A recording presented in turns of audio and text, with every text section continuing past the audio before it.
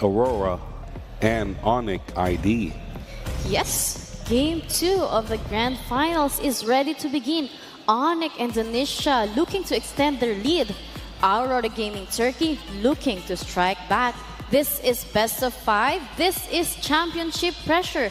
Let's hand it over to the caster and jump straight into the action. Here we are, and let's forget about everything else, Naisu. Because what are we forgetting? Everything. We have to forget everything and just focus on one thing. What's that? The glue is picked up. It's Pa glue. The Pag glue Patrick Star is online. It's in the building, and I'm excited for that. But I think that we have to hold off a little bit. Somebody raised their hands. It kind of means that there is some tech issues that that kind of needs to be addressed. Maybe it's from Loopy's side. I'm not sure. Yeah. Definitely from maybe from ONIC side. We'll see if we jump back into the game. But yeah, I think before we jump in and before we analyze a little further, I think Pagu bringing out that Patrick, was it yesterday, 2 days ago? Probably boosted the sales. So if you guys didn't get it yet, go grab Patrick while you can in game. Again, this is a limited time event. Make sure you go grab him. It's pretty affordable, and you get one of the best skins in the game right now. Now jumping into these lineups, Mr. Wolf, I would say I like what Aurora Gaming did for this draft. They cover. Oh, I don't like this for Rosa though. Whoa, Rosa! Whoa! This is bad. Keyboy gets first blood, and nothing Patrick could do to help him there. Oh no! Almost gets the RH. That's TNC getting level 2. Keyboy has the flicker. Jitkundo. Jukes out there coming up from Keyboy already. Great start for ONIC, and most particularly Keyboy, my personal MVP of game number 1. And now back on the show, one of his most played heroes as well. And it's not going to be stopping. And Rosa have revealed a little bit of weakness in there, showing himself in front of the Cho without the wings by wings. I think that ONIC has identified that there's no wings by wings available for that hero. No flicker as well, because he opted to go for the Purify. That's why Keyboy was able to run him down. Yeah, that's anytime that you have this early first blood like that, especially in the hands of any Cho player, like they are going to continue to put pressure on your side of the jungle now.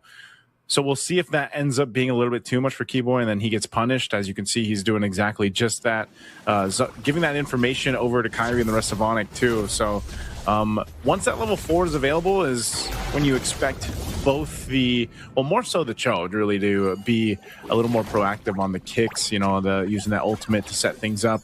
Meanwhile, this glue roam works a little different, but we've seen it work wonders for Aurora Gaming just days ago when they debuted it. And now this turtle is for the taking. It's going to be started up. RWM dropped down. TNC waiting for Lunar to join the fight, but it's just gone so quick. ONIC securing the objective, and they'll disengage after that. Sans is in Grand Finals for popping the ultimate, knowing that doesn't have to go for any kind of exchange now for ONIC. They are leading by 1,000 gold now. Keyboy is not level 4 yet, despite that turtle take coming out from ONIC, which is interesting. But Pagu is also well away from his own ultimate, so we're not going to see angry Patrick, angry muscle-laden Patrick. Oh, the kick though, Pagu is dead.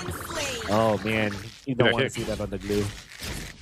As soon as that kick's available, and like I said, keep getting that and make it work. It's actually getting punched here. Tell me he survives again. Keyboy makes it happen. And this is why you were saying, this is one of his best, one of his most played, one of his signature picks, the Cho. He's just a menace for the opposing team dealing with it. And you have to think that all those little moves that Keyboy is doing, that all those minor delays around this side of the map of Aurora Gaming, that all compounds. It all adds up, eventually leading into these skirmishes, these first objective takes, and it's something that can really affect the course of the game, especially in the early game, as it already has. So as that Way of the Dragon is available, he could always go for a kick, even if it's just to essentially get a Purify out, especially from Rosa. That makes things easier for ONIC to set up later.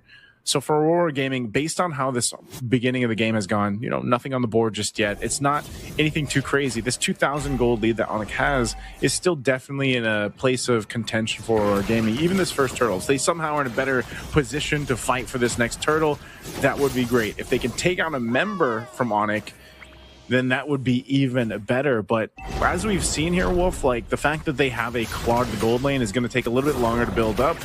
They need that. Pagu's actually going to go ahead and try to drag Lutfi back here, but it's a little bit too risky, so the feathered airstrike dropped down. Now that's actually a big resource out here for Aurora Gaming as they want to go ahead and set up around this turtle.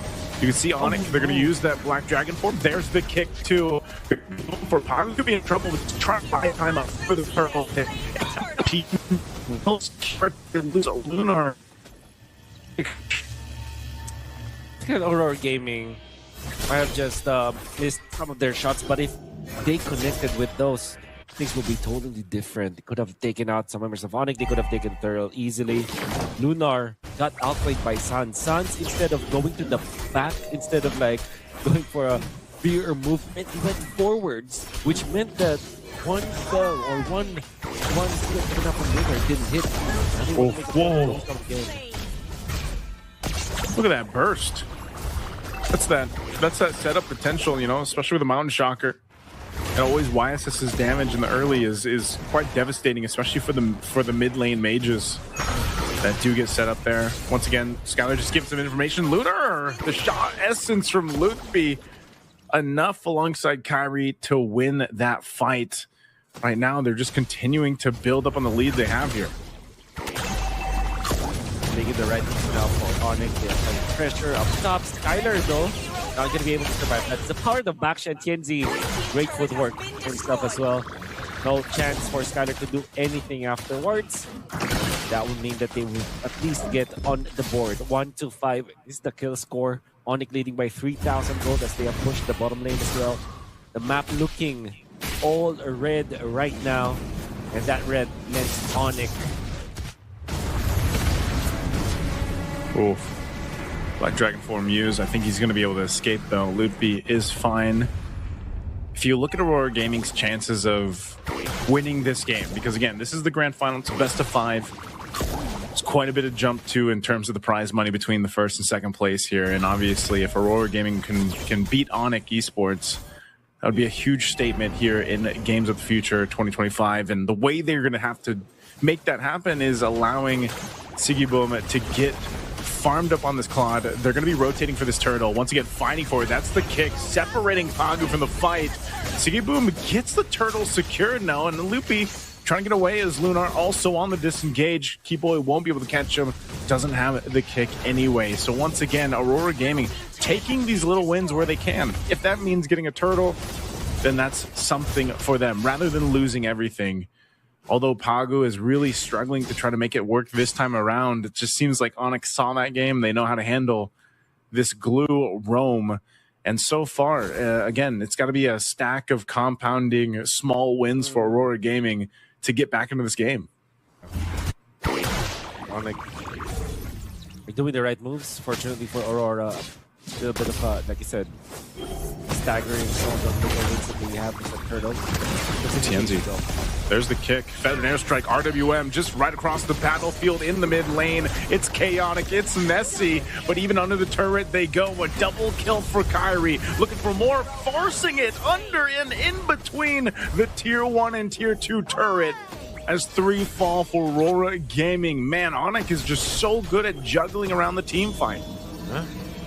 The fact that that was the team fight where everybody from ONIC was ready and are well connected. Sans popping the ultimate very early. You would think that they will wait for an initiation first.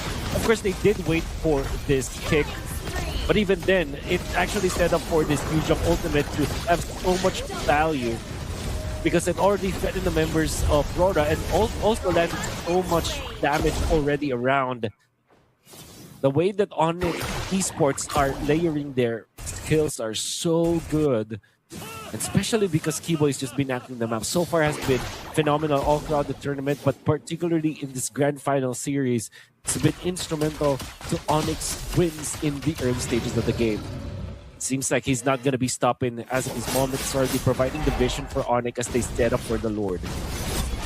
It's such a weird chess game that has to be given to Aurora Gaming when they go into these fights. You know, they're not going to be able to really do much with this Lord as it's just kind of blitzed down. And so they have to prep up for the base defense. Now, that's what I mean. If they set things up, you're always seeing this. I mean, this was a classic mid lane matchup that you got to see so much before in the past, right? The Farsa and the Eve against each other. It's a circle and a square, basically, that everybody is fighting around. And, you know, unfortunately for Rosa, because of the first blood right off the bat, I just feel like Rosa really hasn't been able to farm up. And not only that, but also just hasn't gotten the most value out of the feathered airstrikes. You know, in comparison to Sans, how he's been able to go ahead and set up those real-world manipulations for ONIC to play around. But that's also much easier when you have someone like Keyboy so proactive on the Cho, starting things up. And with this Lord, it's going to make its way to that tier 2 turret. This is going to be an easy take for them. Lord swinging away there. We'll see if Aurora Gaming holds on to their Holy Defense shields. Tier 2 up top also going to fall.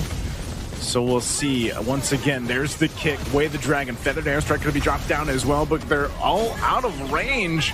RWM dropped down as Lunar all to himself. He falls, and now on the turret, Loopy goes a little bit too overzealous, but still going to be able to survive. And now Pagu trying to bring back Keyboy, but he won't be able to do it either. So once again, ONIC completely fine. They'll get these shields down bot, mid, and top off that first Lord push. I'm just in awe of how ONIC are able to avoid the area of control for Rosa. Rosa is a phenomenal Farsa player. I have been impressed in how he was playing this hero for a long time now. Ever since M4, when I saw him play this aggressive kind of Farsa, always on point with the feathered airstrike. I don't know how ONIC does it. Is it from the pressure coming out from Keyboy? Is it just positioning? It's just the way that they quickly react to what Aurora is doing when it comes to those team fights, because it's great to see how they are able to avoid that feathered airstrike.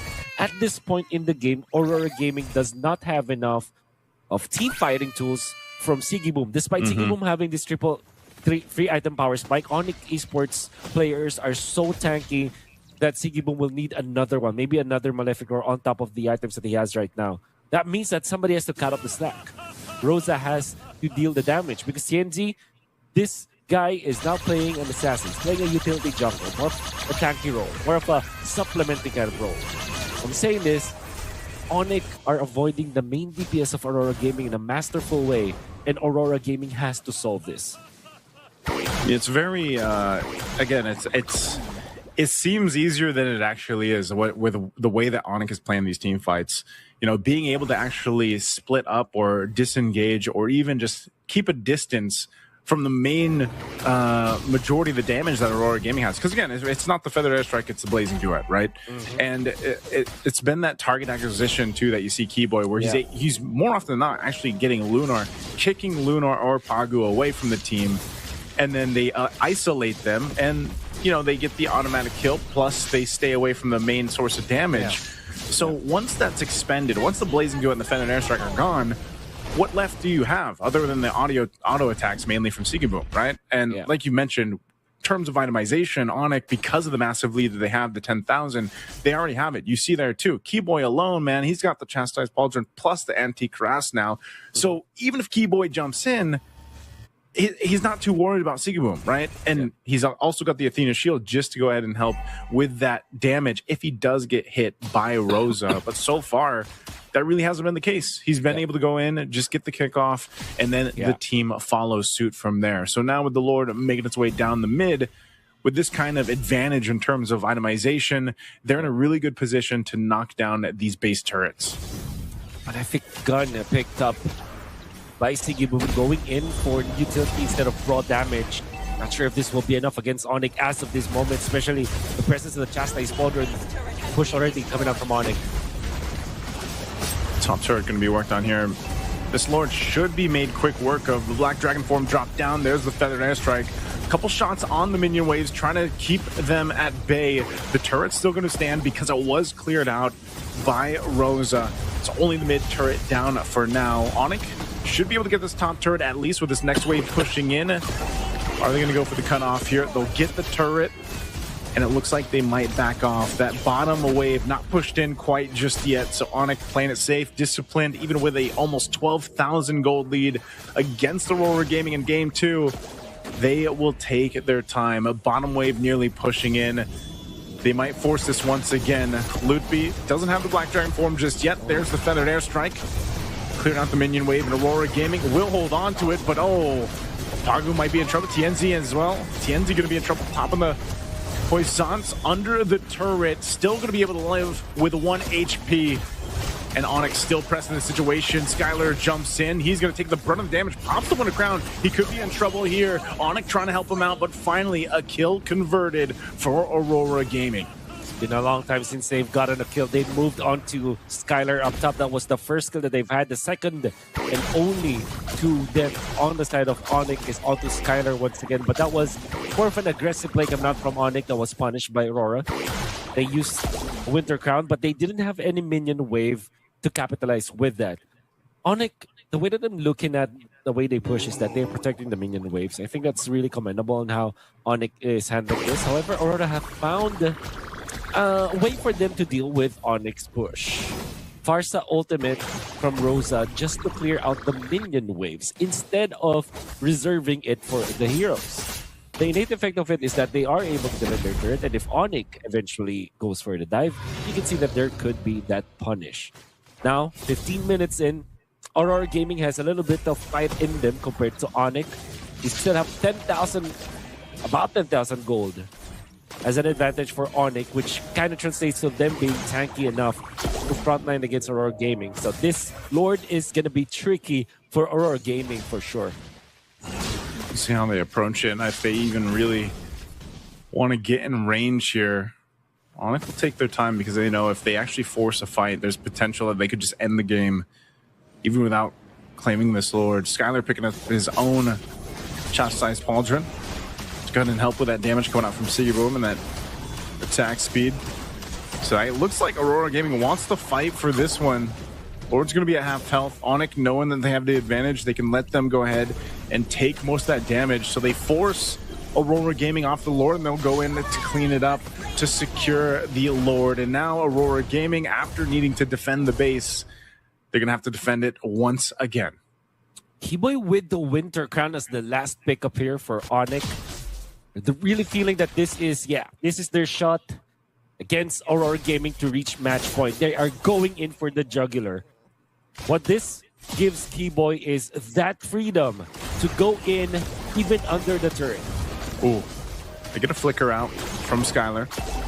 Good usage of the dangerous grass there on the near that base turret, but still they've got to deal with this Lord. It's only a small resource expended as well for Skylar using that flicker. He could just Falling Star Moon and following Keyboy here. So let's see how they juggle this around. That Feathered Airstrike nearly backed up for Rosa. They're going to need it here. They're going to hold up that Lord right in the mid lane. It's still going to be used to push them off. Pagu might be risking his own life just to buy time. Immortality bot as well. He's going to go down here. ONIC picks up a kill, but the Lord has been done well. Now the Feathered Airstrike dropped down, followed by the Dragon form. They're going to force the fight anyway. And RWM, a double for Sans. Lutfi could be in trouble here. The Blazing Duo with the Winter Crown. Nice setup from Siggy Boom as he BMIs back to safety. But the waves are pushed in, and ONIC can just lock on the base to take and secure Game 2.